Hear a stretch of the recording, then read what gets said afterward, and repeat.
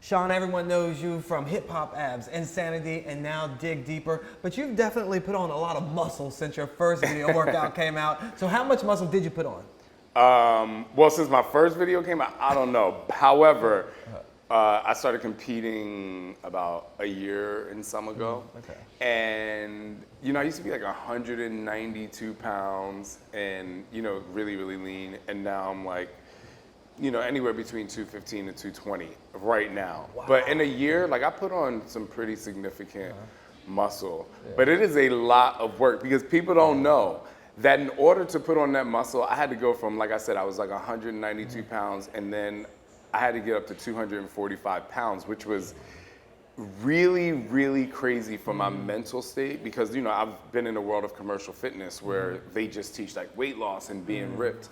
But in order to get to that level of muscle development, you have to pack on the side. So obviously, you know, eating a lot. A lot. But wait, you know what's really funny is because, you know, Insanity, Asylum, Hip Hop Abs, a lot of those programs are very, very cardio heavy. So I remember my coach was like, yeah, we're not doing cardio for the next 3 months. And I'm like, what? I don't understand. Why not? Right. Oh, part of me, I was like happy. I was like, oh, you know, my workout, I get to work out for an hour and 40 minutes a day and I'm good to go. But it was kind of like a, you know, it was a very foreign place for me to be because, you know, I love to dance.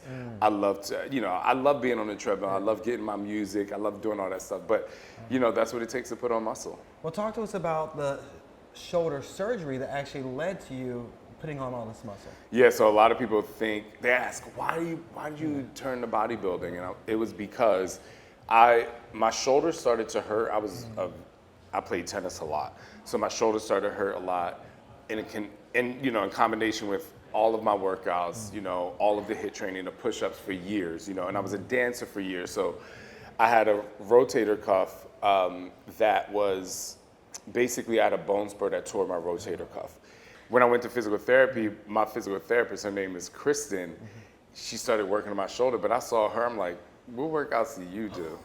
Because she was like, she just like had this incredible physique, and she was like, oh, I'm a bodybuilder. I was like, I want you to train me, and they're basically like, you want me? Like, huh? Okay. So she started training me as she was, you know, healing my shoulder, and then I just started to realize like, wow, the more muscle I have, the more I'm protecting my joints. So my knees stopped hurting as much because I started to like build my quads. My shoulders obviously got better. So many things got better because I was, you know, putting on muscle, which is, like I said, protecting your joints. So, you know, I was like about 6 months in, maybe 7 months in, I was like, I think I want to compete. The gym I go to is a competitor's gym. It's a bodybuilding gym. And so everyone would come in and they would put their stage photos up there, and you know me. Right. I can't curse on here. But I'm like, you know me, I'm like, I'm gonna show y'all what it's supposed to look like when you get up on that wall internally, you know, my competitive mindset. And then so I just started training really, really hard. And then Kristen, who's my physical therapist, pushed me over to my bodybuilding coach, and then his name is Justin Horrell, and that was all she wrote. Wow. And now you've gone on to become a professional, full-on bodybuilder with multiple medals. Yes. So I competed in my first show in August 2023. I did really well, which qualified me for nationals. So then I did a national show in the beginning of July of 2024, and I missed my pro card by three times by one place. Dang. So then I had to extend my season, and then eventually I went on and got my pro card at the end of August, but I got 4. And I got a pro card in men's physique and classic physique. Oh. But in my head, people are like, oh my gosh, I can't believe you did that. I'm like, listen, and this is for people out there who train every day anyway. I'm like, you have to go 100%. My whole thing was like, whether I win or lose, I want to leave the stage knowing I gave 100%. And that's what I tell people to do in their workouts. So now I'm like, all right, you told all these people to do it. You gotta do it too. You have to lead by example. And now you're teaching other people to dig deeper and to put on muscle as well. What made you want to take your journey and share it with the world? Just that, you know, bodybuilding was for me, it was very personal, healing my shoulder, starting to work out differently, you know, just kind of like reinventing my love for fitness, if you will. But it's inevitable that because of the motivator that I am, you know, I wanted to pass that along to my followers. I don't like calling people my fans, you know, my Fit Fam, Dig Deeper Nation community, because people who have trained with me for a long time are getting just as old as me. So I know a lot of them, whether they were a little bit older or even a little bit younger, they're either going to experience this or they want to experience it, or they're experiencing it right now. And so it's really cool for me mostly to see people who were doing my workouts in their 40s and now they're 60 and they're doing Dig Deeper and they're losing body fat and they're putting on muscle. You know, it's no impact.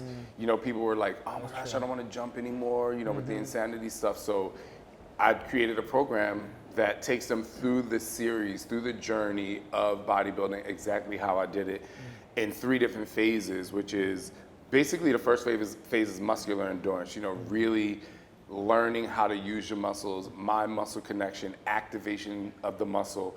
Then we go to time under tension and supersetting, which is really getting them to control the weight. And then also, you know, still keeping that burn with the superset opposing muscle groups, which creates balance for your body. Right.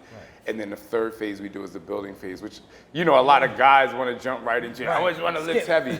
But the thing that's really crazy is that's what most people want to do, but that's not the best way to build your muscle. The best way to build your muscle. You guys, a power lifter out there. They're like, I have to start at a lesser weight in order to gain the muscular development, to be able to control the weight, and that's how I'm going to build the muscle in combination with food, of course. So, you know, I want to take my followers and fans and Fit Fam through something that was going to like really push them to do the same thing, and they're doing great. So I have this group on Facebook called Dig Deeper Nation, and they literally they're almost a year in of doing Dig Deeper with other challenges that we do all year long. So we're gonna have an end of the year party. I'm excited about it. And you know, I don't want to scare anybody, but they don't have to become as muscular as you. They can just get more muscle for them, right? Right. They don't have to be bodybuilders. Right. And I'm glad you brought that up because the majority of my following are women, right? Home fitness is really led by women mostly. And so a lot of women would say, oh my gosh, I don't want to get bulky. Right. And I respectfully laugh at that because I'm just like, it's nearly impossible. Like, yeah, there are people who are built differently and their muscles develop differently, but I'm like, if you could get bulky, then every guy would want to like put your DNA in a vial, you know, and like drink it. They want that to be their pre-workout, if you will. So they're not going to get bulky. They're not, you know, that's not going to happen. But if you eat correctly and you put on the right kind of muscle, what you do is, I say muscle is the fountain of youth. You're going to look better. You're going to feel better. Your energy skyrockets. And most importantly, because of the strength that you're building externally, internally you'll feel that, and your confidence boosts as well. And for all the haters out there, let's just make sure this is all natural. Yeah, you know, no steroids. Back up off me. You know what I mean? Let me do me. Right, it's natural. I like that. Like you said, you're following your program, you're eating right, you're doing the right things, and that is what makes the difference for you. It's the best thing to do. What do you say to those people out there that are saying, you know, they're always talking about getting in better shape, they're always talking about working out, but they never do it? Well, I mean, that's, you know, any idea is great, but the only way to achieve the idea is by action. So, you know, whether you're doing something or whether you can have the greatest idea, but it's not going to come to fruition if you don't have the action, and you have to stay extremely consistent. So, you know, when we were kids and when people would say something, you'd be like, talk is cheap. That's basically, talk is cheap. Clearly. Talk, you know, talk is free. Yeah. But when you are actually lifting and you're pushing, that is your body like creating creating everything you want, and that's the currency, if you will. Okay, so what about people who take action, but they got to take it again every Monday because they mess up and they're like, oh, I'm starting over again. They break the cycle of consistency. That's basically what it is. You have to be consistent. So like I tell people, if you can only work out 2 days a week, stay working out 2 days a week. You know, and when you be consistent with those 2 days, because you can commit to that, then you move to 3. Or I tell people, start out with just getting up out of bed and doing 5 push-ups, holding a plank, doing some sit-ups. Do like a series of exercises for 1 minute, and then move on with your day. because everyone wants the body quickly, but it doesn't happen quickly. So you have to find consistency and commitment in order to sustain what it is that you're doing. So you have to do that first.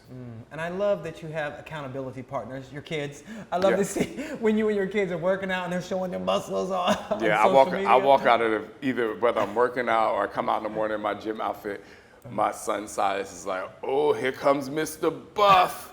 You know what I mean? But you know, what's really cool about being a parent and in fitness in general, but especially weightlifting, like I never have to tell my kids, like, you need to work out, you need to be healthy. They see it. So they'll be like, Papa, is this enough protein? Like, is this going to get me muscle? So when they go to school and they eat their lunch, one of the first things they say when they get in the car, when I pick them up, they're like, I ate all my protein.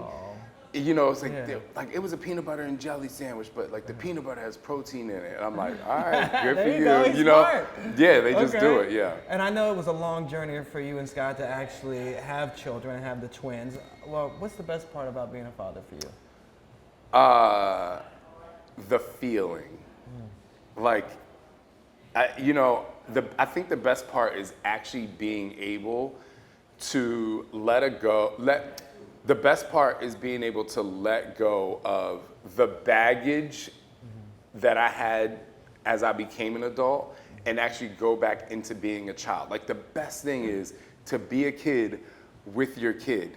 You know, for me, like, obviously I'm a parent, so I have to do all the parental things, but it's so enjoyable. Like, people are like, who do you like hanging out with most? I'm like, my kids. Like, they are, so fun and so great. I think that's it. Like, having kids, like, our family is like really close. Like, we hang out. They learn to read really early, so we can play games. They have really great conversations, and that's like the best part. Just to love them is just so wonderful. That's all. You see the joy in your eye just I love talking it. about I think they're so great. I know people are like, oh, my kids. I'm like, they're really, my kids are like, it's so funny. This is gonna sound really, really vain, but I don't mean it in this way. I'm like, oh, that's probably what it's like to hang out with me and Scott after a couple drinks, because we're so, like, we have fun, and I'm just like, and so when we're sitting at the table at dinner or like after dinner or something like that, and we're sitting across from them and we're like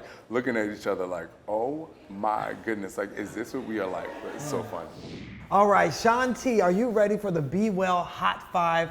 Absolutely. Okay, these are rapid fire questions. Say the first thing that comes to your mind, okay? Your favorite exercise of all time? Push-ups. Ooh, favorite cheat meal? Donuts. I thought you were gonna say Dairy Queen. I know you like Dairy Queen. I can't have dairy. All right. Oh, there you go. All right, a little bit. All right, movie that you can watch over and over and over again. Shawshank Redemption. Really? Yes, absolutely. Okay. Best way to spoil yourself? Go on a vacation by yourself with a pool and some drinks and some French fries. Okay, and the most important question, your favorite Greek fraternity? Oh, Alpha Phi Alpha Fraternity Hey, Incorporated. Let's yes, go. sir.